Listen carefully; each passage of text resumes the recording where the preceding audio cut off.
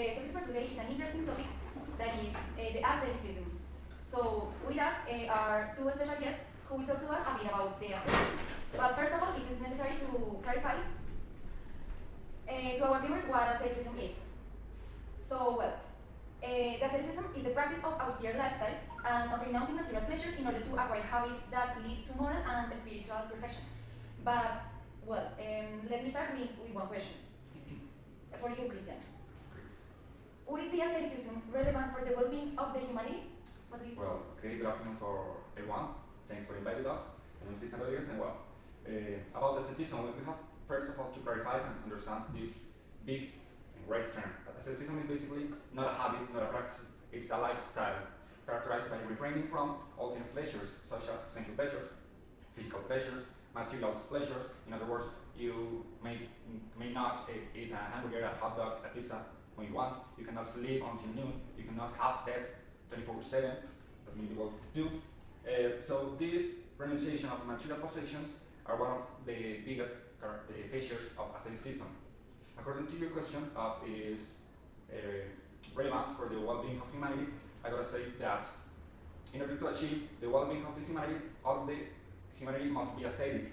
Yeah, because ascetic people achieve their own spiritual perfection, their own spiritual goal. So if all of the humanity are ascetic, the universe will be perfect. Okay, but do you think that it is possible to achieve that state? Yes, it is possible? Well, in order to achieve that state, we have to take into account that you have to forget all that you have learned in your life. Okay, that's possible? Well, it's a really difficult question, yeah, but it's great. I love it because even though we know what ascetic people do, what are their habits, we don't know how they think. We are not in their minds. So, according to some research that I have done, ascetic people achieve that state when they are alone. When they are alone, when they're meditating, when they're concentrating, when they're connected with the universe, they are trying to achieve that state. But how people that meditate think, that's a really difficult question. We don't know how people that are meditating think. But, well, for me, it's possible to achieve that state if you forget all that you have learned through your life, through the school, and if you break up some attachments to people or things. Well, I guess I'm next. First of all, thank you for inviting me. My name is David Verdugo. Well, related to the question, asceticism, relevant to people or not, and their well-being. Well, I was paying close attention to what you were saying, and something caught my mind, and it is that an ascetic person would be all by himself, right? Will be all by himself and his thoughts. Isn't that kind of lonely?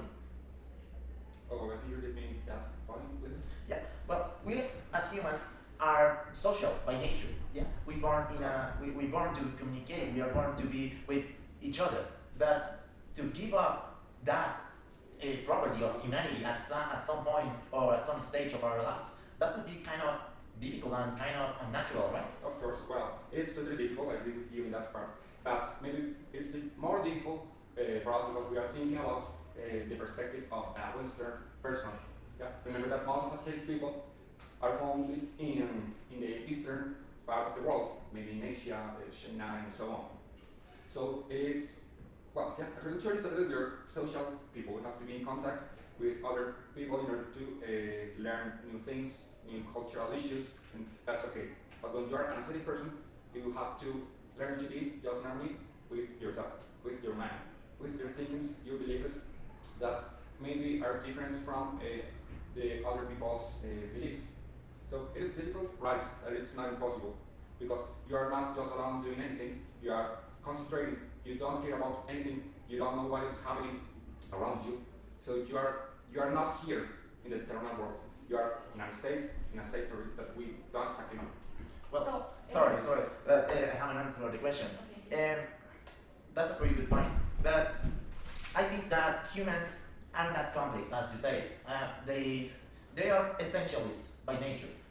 We give meaning to everything that is around us. Yeah. Even the mountain we burn us to think, to meditate, will mean something for us. The peace that we found in a forest to meditate gives us pleasure. So I think that state isn't reachable. And a quest for something that hard for a human, I think it isn't relevant. It isn't something worth.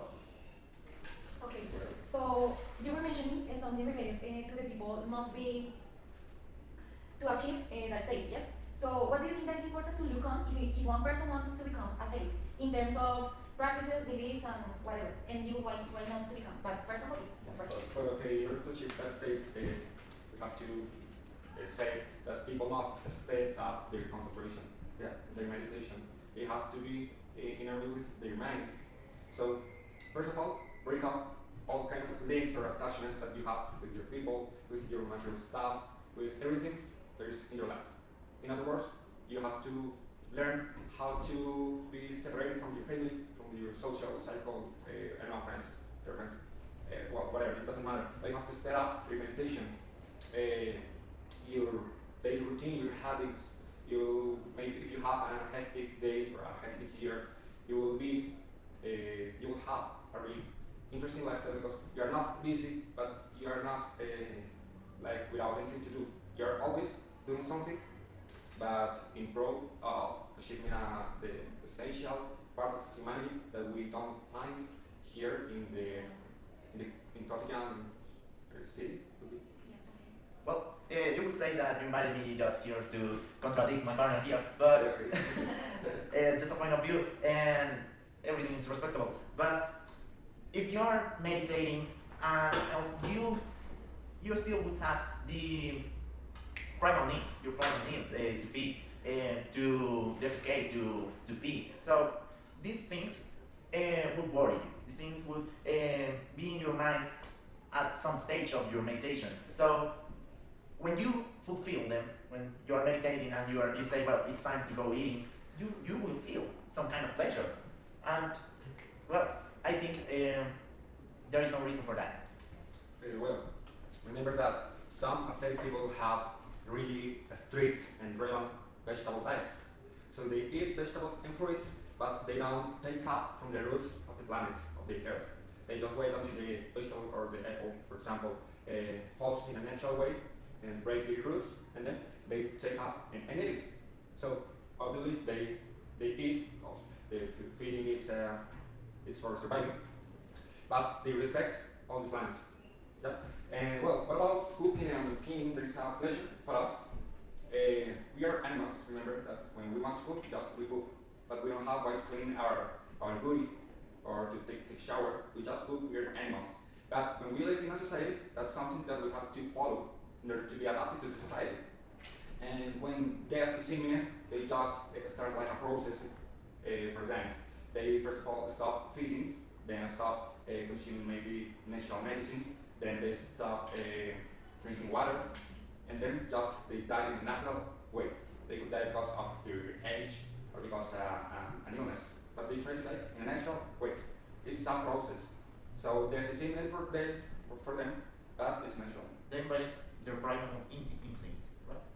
Well, what do you mean exactly? Well, you're saying that they kind of behave like animals. They don't care about material world. Yeah. But the thing is, they do care about the world. They have a certain level about most animals. Well, we humans have more level in thinking and reason than all animals in the world. So they care about the nature. They have an ecological thinking, and they even foster it, right? Yeah. So the pleasure of being in their, I don't know, the roots of human nature, maybe, is what drives them to meditate, to asceticism. So I think we are doing circles here. Well, I respect your point of view. Let me just pose a question here. Have you ever meditated in your life? To be honest, now. Okay. Try to do it, and you'll maybe see the difference than when you are in your job and when you are meditating. Just do it, and then you can reflect on yourself, on your mind. You can be sure that I will do. I have a question for you both. Is the human being prepared for this case of plenty? No matter that you disagree. This is a question in general. It's a general question. So what do you think? Well, I'm so sorry. Yeah, that's a good question. Is the human being prepared for this case of plenty? Absolutely no. human being, the universe is not prepared for these essential issues, because we have what in Colombia is known as malicia indígena, and that's not the worst part. The worst part is that people believe that. People believe that we as human beings have the issues inside of us, that the bad habits are related to our born in our life and it's part of us. But that's not totally true for me. Well, in some part could be, but we have to change that. Yeah, in a 380 grades cycle. But leaving aside all of my thinking about this theory, well, it would be perfect for a human to get on that quest of reaching that state of plenty, and it would be really awesome, and it would be kind of being in heaven, I would say. But I think we aren't ready. We aren't ready. We are just living the moment, and that's it. We need to change our point of view. I do believe that we need to change from the root, because as Christian was saying, asceticism thinks about the world, the ecology, right? So the environment. So it can be helpful. So that's it. I would say that's my answer. But let me mention that here, something to remember. I had the opportunity to read Aldous Huxley's book that is called The Brave World. I don't know exactly the name, but it's about how the society is controlled by pleasures. The government gives us all the pleasures that we need, and the pleasures that we don't need, they just make us believe that. You need something to reach happiness. Yeah. And we are controlled by the pleasures, but we don't know, we don't realize all that, we're not aware of that. So that is part of our reality. That book was written like almost 100 ago, and it's even present here in the 21st century. So it's something to reflect about. Okay, so that was everything for today. So